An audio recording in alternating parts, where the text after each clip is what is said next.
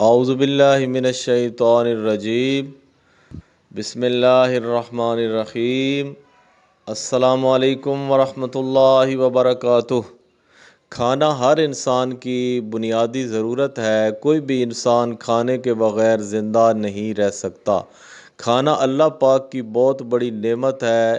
اس نعمت کو ضرور استعمال بھی کرنا چاہیے اور اس کا فائدہ بھی اٹھانا چاہیے، لیکن کھانے کے دوران ہم بے احتیاطی کرتے ہیں اور اپنی صحت کا خیال نہیں رکھتے، جس کی وجہ سے ہمیں بے شمار بیماریوں کا سامنا کرنا پڑ سکتا ہے، اور بعض اوقات تو یہ بیماریاں جان لیوا بھی ثابت ہو سکتی ہیں، جیسے کہ سرطان یعنی کینسر وغیرہ۔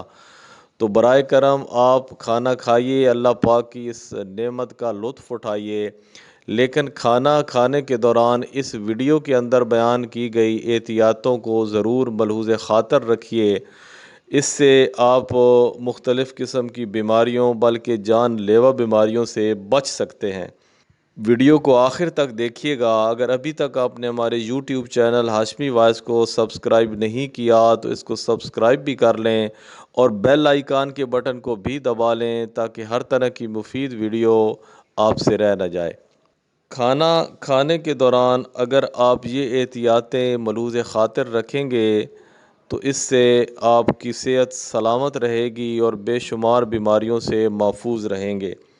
چاکلیٹ اور مٹھائیاں زیادہ کھانے سے دانت خراب ہو جاتے ہیں، کیونکہ چینی کے ذرات دانتوں پر چپک کر مخصوص جراثیم کی افزائش کا سبب بنتے ہیں۔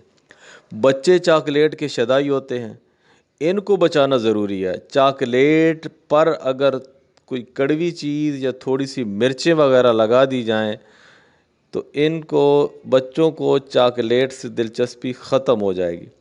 پراسس کردہ ٹین پیک غذاؤں کو محفوظ کرنے کے لیے سوڈیم نائٹریٹ کا استعمال کیا جاتا ہے۔ اس کا مسلسل استعمال سرطان کی گانٹھ یعنی کینسر ٹیومر کا سبب بنتا ہے۔ آئس کریم کے ایک کپ یعنی 210 ملی لیٹر میں 84 ملی گرام کولیسٹرول ہوتا ہے۔ 250 گرام کی بوتل یعنی کولڈ ڈرنک میں تقریباً 7 چمچ چینی ہوتی ہے، اور چینی انتہائی نقصان دہ ہے۔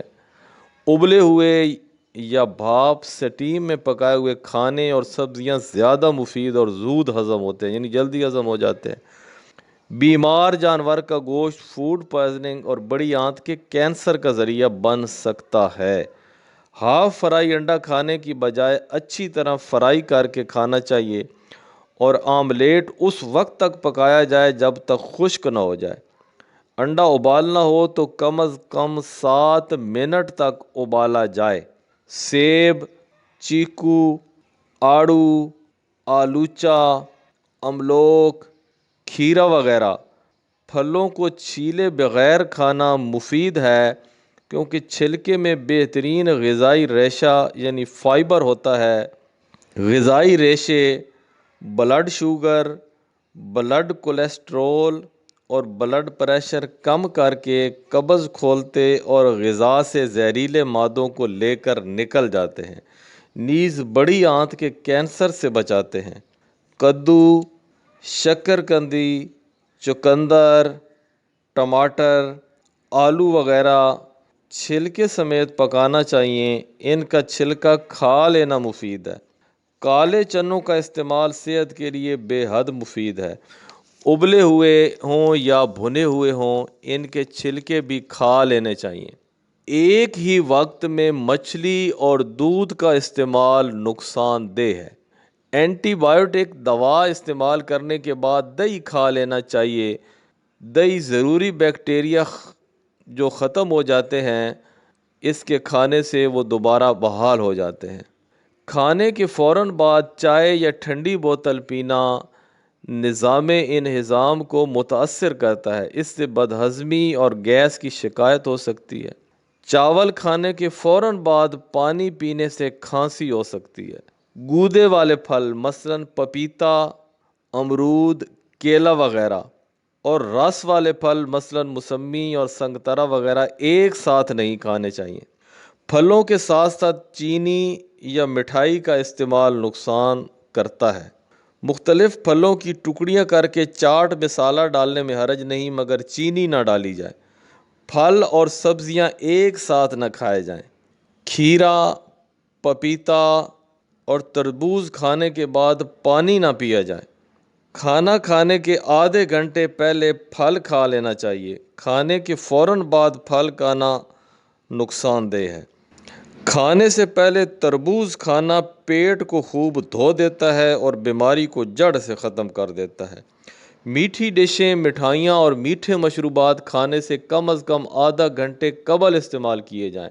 کھانے کے بعد ان کا استعمال نقصان کرتا ہے۔ ابلی ہوئی سبزی کھانا بہت مفید ہے اور یہ جلد ہضم ہو جاتی ہے۔ سبزی اس وقت کاٹی جائے جب پکانا ہو۔ پہلے سے کاٹ کر رکھ دینے سے اس کے قوت بخش اجزاء رفتہ رفتہ ضائع ہو جاتے ہیں۔ تازہ سبزیاں وٹامنز، نمکیات اور معدنیات وغیرہ کے اہم عناصر سے بھری ہوتی ہیں، مگر جتنی دیر تک رکھی جائیں گی اتنے ہی ان کے وٹامنز اور مقوی اجزاء ضائع ہوتے چلے جائیں گے۔ لہذا بہتر یہی ہے کہ جس دن کھانا ہو اسی دن تازہ سبزیاں خریدیں۔ سبزیاں پکانے میں پانی کم سے کم ڈالنا چاہیے، کیونکہ پانی سبزیوں کے حیات بخش اجزاء یعنی وٹامنز کھینچ لینے کی صلاحیت رکھتا ہے۔ سبزیاں مثلاً آلو، شکرکندی، گاجر، چقندر وغیرہ ابالنے کے بعد بچا ہوا پانی ہرگز نہ پھینکا جائے۔ اس کو استعمال کر لینا فائدہ مند ہے، کیونکہ اس میں ترکاریوں کے مقوی اجزاء شامل ہوتے ہیں۔ سبزیاں زیادہ سے زیادہ 19 منٹ میں ابال لینی چاہیے۔ ان میں بھی بالخصوص سبز رنگ کی ترکاریاں تو 10 منٹ کے اندر اندر چولہے سے اتار لی جائیں۔ زیادہ دیر پکانے سے سبزیوں کے وٹامنز ضائع ہونے شروع ہو جاتے ہیں۔ بالخصوص وٹامن سی کافی نازک ہوتا ہے، اس لیے زیادہ دیر پکانے سے یہ بالکل ختم ہو جاتا ہے۔ ترکاری یا کسی قسم کی غذا پکاتے وقت آگ درمیانی ہونی چاہیے، اس سے غذا اندر تک اچھی طرح پک جائے گی اور لذیذ بھی ہوگی۔ چولہے سے اتارنے کے بعد ڈھکن بند رکھنا چاہیے، اس طرح بھاپ کا اندر رہنا پکنے کے عمل کے لیے مفید ہے۔